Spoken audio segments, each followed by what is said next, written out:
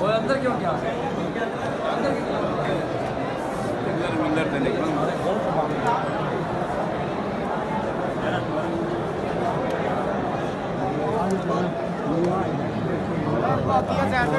मेरे होम के काम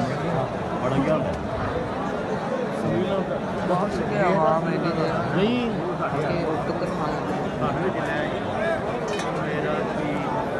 क्या है कुर्सी काट ले यार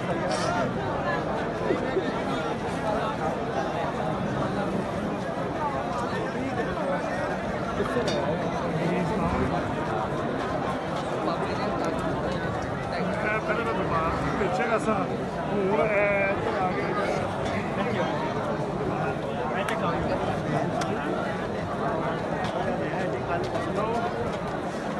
ਸਾਰੀ ਪੜ ਗਿਆ ਕੁਰਸੀ ਥੱਲੇ ਕਰ